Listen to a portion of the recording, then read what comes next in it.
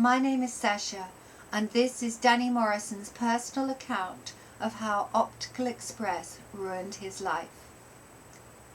In 2009, my life changed forever when my 2-year-old son, Owen, was diagnosed with Menkes disease, an incurable and terminal condition. My wife and I were told he would be lucky to see his 3rd birthday. Owen was born severely disabled, but we never expected this.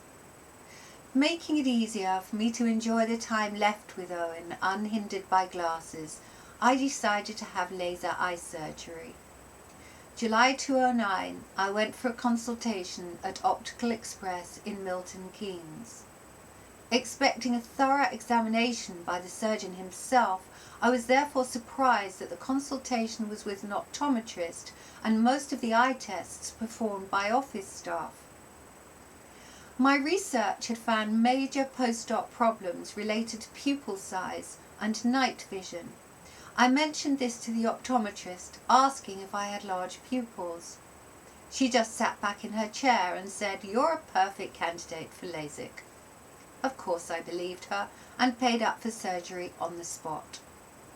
A week later, only minutes before surgery, a receptionist shoved a consent form under my nose and told me to quickly initial by the marks she made. I was expected to read and digest this in just a few minutes, but with no time to do so, I simply signed as instructed.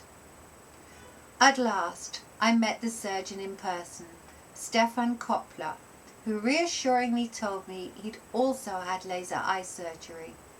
He examined my eyes for at least 2 minutes before rushing out of the room. I was then taken through to the operating room. 10 minutes later, after LASIK on both eyes, I was whisked into another room and left alone. A while later, a man I'd never seen before came in wearing an apron. He spoke little English and I had difficulty understanding what he said, but guessed it to be, "Put drops in eyes." Armed with said drops, I was swiftly shoved out of the door and told to go home and sleep. By then, serious pain had kicked in and I was unable to see. After a sedated night's sleep, I woke with clearer vision, but not as clear as I'd expected or been led to believe, and definitely not as clear as when I wore glasses. As the days went by, my vision became hazy and blurred. But at my follow-up appointment, I was assured everything was great. Any problems would soon disappear. However, the weeks passed and I had added problems with night vision, ghosting, halos, glare, blinding starbursts, and not least chronic dry eyes. Over the next 10 months, I had numerous appointments at Optical Express, repeatedly fobbed off by a different optometrist each time, assuring me it will get better. Some people just take longer than others. Weeks became months, became a year. An assortment of eye drops, gels, steroid drops, all totally ineffective. By this time, I was seriously concerned. Worry and despair took over. Meanwhile, so much time wasted, back and forward to appointments, was time lost with my little boy. Depression set in and all I could think about was my eyes and being stuck like this forever. April 2010, Optical Express transferred my care to their complex case management system at Harley Street, headed by Professor Jan Venter and Stephen Hannon. I really believed I had a chance of success here, as instead of being advised by inept and clueless optometrists, I was to see an actual doctor.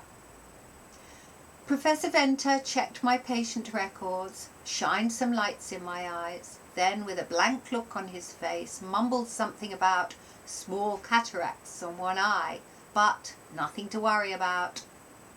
He referred me for an appointment with Julian Stevens at Moorfields Eye Hospital. Mr. Stevens told me my problems were all due to undercorrection and retreatment should make things much better, but not completely better. After almost a year of living hell, excited at the prospect of finally having my eyes fixed, I was booked in for retreatment. August 2010. Following laser retreatment, I went home a happy man with expectations of repaired vision. But a few days later, the problems returned, as bad as ever. Except now, my eyes were even drier, feeling like they were being stabbed by needles and sticking to the eyelids, making them difficult to open when I woke up. So, back on the merry-go-round, to and fro from London. March 2011. Professor Venter says he needs a better laser to treat me, admitting it's all down to my large pupil size.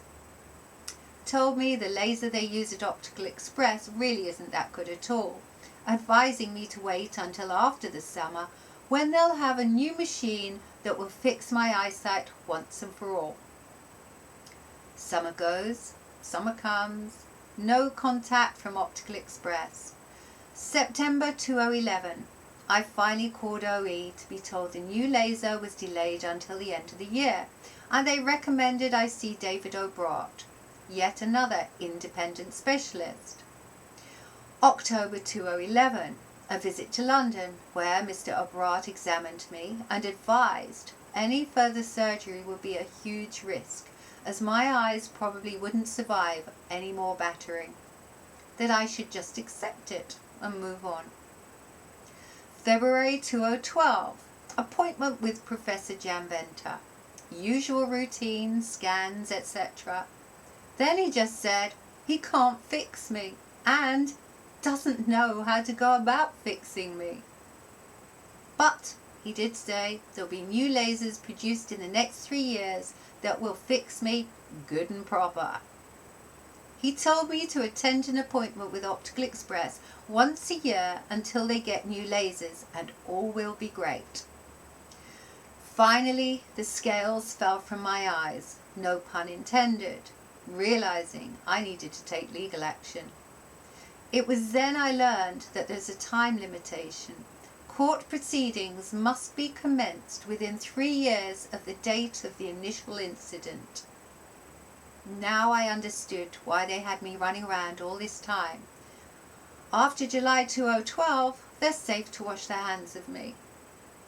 Via the internet, I contacted many other similarly damaged patients campaigning for government legislation, one of whom a few weeks ago wrote to David Mulsdale on my behalf, asking him to show some compassion and personally intervene, given the circumstances of my family situation. David Mulsdale didn't even respond. He just passed on my details to Stephen Hannon, who sent me a very abrupt and unpleasant email. I quote, "Optical Express has previously arranged for you to be independently examined by Julian Stevens and David O'Brat. If you wish to obtain further independent evaluation from any other appropriately qualified medical practitioner, then you are, of course, free to do so at your expense. If such an independent practitioner requires any information arising out of such a consultation, then any such request should be directed to me, and I will arrange for an appropriate response." So much for David Mulsdale's widely claimed commitment to philanthropy. However, with the support of the campaign group and a great solicitor, I'm now able to commence urgent legal action. Meanwhile, Mr. Dare at the Centre for Sight Clinic has agreed to examine my eyes to see if remedial surgery is possible. I fell into this nightmare after being seduced by Optical Express's flashy ads, their promises of great vision and assurances that it was perfectly safe. Nearly 3 years on, if I could turn back time and return to wearing glasses, I'd do it in a heartbeat. Optical Express strung me along, riding out the 3-year limitation period to prevent my taking legal action. And I feel sick thinking about the time and energy I've wasted, precious time I should have spent with my son. Meanwhile, Owen is still with us, doing okay, and he'll be 6 years old in September. I know we're on borrowed time, but I'm determined to make the most of it, despite what Optical Express have done to my eyes and my life. If you would like to contact Danny or me, please send an email to the address below. Government legislation is vital. Please take the time to read and sign the online petition. And do keep checking for updates. Thank you.